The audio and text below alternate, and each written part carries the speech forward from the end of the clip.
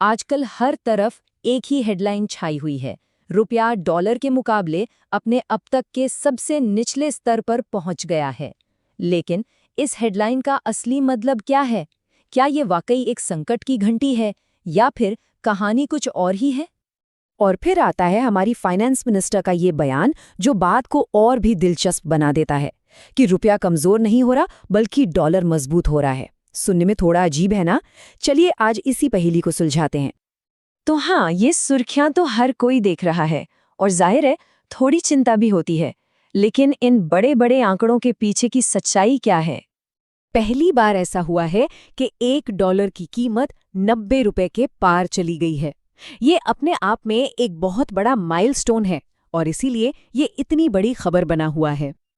अच्छा, इस पूरी कहानी को ठीक से समझने के लिए ना सबसे पहले कुछ शब्दों का मतलब समझना बहुत ज़रूरी है, क्योंकि हम रुपए की गिरावट के लिए कौन सा शब्द इस्तेमाल कर रहे हैं उससे पूरी कहानी बदल जाती है। देखिए, दो शब्द हैं, डेप्रिसिएशन और डीवैल्यूएशन। डेप्रिसिएशन का मतलब है जब बाजार की ताकतें यानी डिमांड और सप्लाई किसी करेंसी की वैल्यू तय करती हैं। ये एक फ्लोटिंग रेट सिस्टम में होता है। दूसरी तरफ है डीवैल्यूएशन, जो सरकार या सेंट्रल बैंक जानबूझकर करते हैं जब वो अपनी करेंसी की कीमत खुद तय करते हैं, यानी फिक्स्ड रेट सिस्टम में। भारत में 1991 के बाद से फ्लोटिंग रेट सिस्टम है, तो अभी जो हो रहा है वो मार्केट की वजह से हो रहा है, यानी ये डेप्रिसिएशन है, डीवैल्यूएशन नहीं। वैसे ऐसा नहीं है कि भारत ने कभी डिवैल्यूएशन किया ही नहीं। इतिहास में 3 बार ऐसा हुआ है जब सरकार को जानबूझकर रुपए की कीमत गिरानी पड़ी।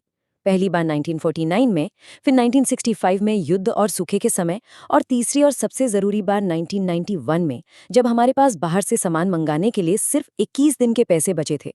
ये सब संकट के समय लिए गए फैसले थे। अब 1 मिनट के लिए भारत से बाहर निकलते हैं।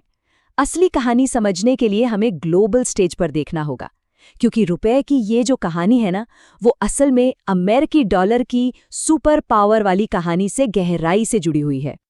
तो डॉलर कितना मजबूत है ये कैसे पता चलता है? इसके लिए एक इंडेक्स है, DXY इंडेक्स। ये इंडेक्स डॉलर की ताकत को दुनिया की 6 बड़ी करेंसीज के मुकाबले नापता है। और इस बास्केट में कौन कौन है? देखिए, सबसे बड़ा हिस्सा तो यूरो का है, करीब 57%। और उसके बाद है दुनिया की दूसरी बड़ी करेंसीज, जैसे कि जापानी येन, ब्रिटिश पाउंड और कैनेडियन डॉलर। मतलब डॉलर की असली ताकत इन्हीं सबके सामने परखी जाती है। तो सवाल ये है कि भाई डॉलर इतना मजबूत हो क्यों रहा है? देखिए, इसके पीछे एक नहीं कई कारण हैं। जब भी दुनिया में कोई गड़बड़ होती है तो निवेशक डॉलर को सबसे सुरक्षित मानते हैं। अमेरिका का सेंट्रल बैंक ऊंची ब्याज दरें दे रहा है तो सारा पैसा उधर ही जा रहा है। वहाँ AI और EV जैसी इंडस्ट्रीज भी खूब फल फूल रही हैं। और सबसे बड़ी बात, पूरी दुनिया में तेल का व्यापार डॉलर में ही होता है, जिससे इसकी डिमांड हमेशा बनी रहती है। और तो और यूरो और येन जैसी बाकी बड़ी करेंसीज खुद भी कमजोर चल रही हैं। अच्छा, अब जब हमें पता है कि दुनिया में क्या चल रहा है, तो वापस भारत आते हैं और देखते हैं कि हमारा सेंट्रल बैंक RBI इस सिचुएशन से कैसे निपट रहा है।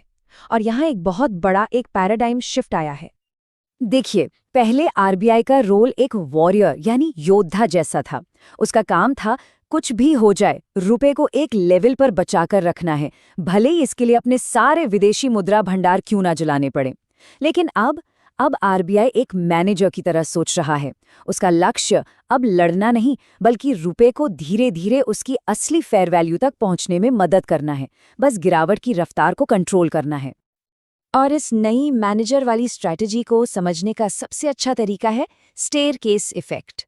सोचिए, जब बाजार रुपए को नीचे धकेलता है तो RBI उसे एस्केलेटर की तरह धड़ाम से नीचे नहीं जाने देता। नहीं, वो बीच में आकर थोड़ा सहारा देता है, जिससे रुपया एक सीढ़ी नीचे उतरता है, कंट्रोल के साथ। और यही प्रक्रिया बार बार होती है, जिससे एडजस्टमेंट आराम से और बिना किसी झटके के होता है। तो ये फेयर वैल्यू जिसकी हम बात कर रहे हैं, ये है क्या?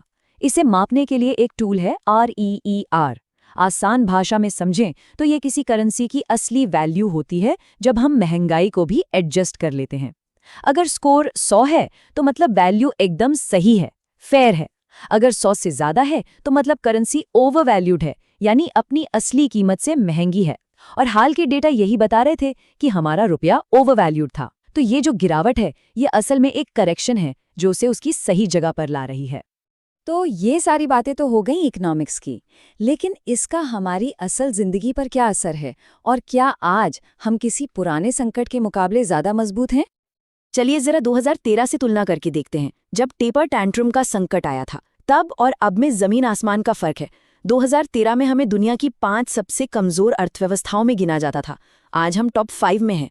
तब हमारे पास सिर्फ $275 बिलियन का फॉरेक्स रिजर्व था। आज ये लगभग $690 बिलियन है।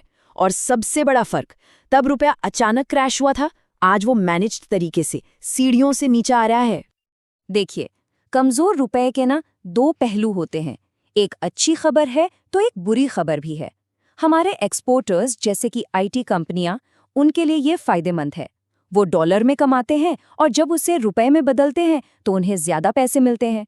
लेकिन हम जो सामान बाहर से मंगाते हैं, जैसे पेट्रोल, मोबाइल फोन, वो सब महंगा हो जाता है।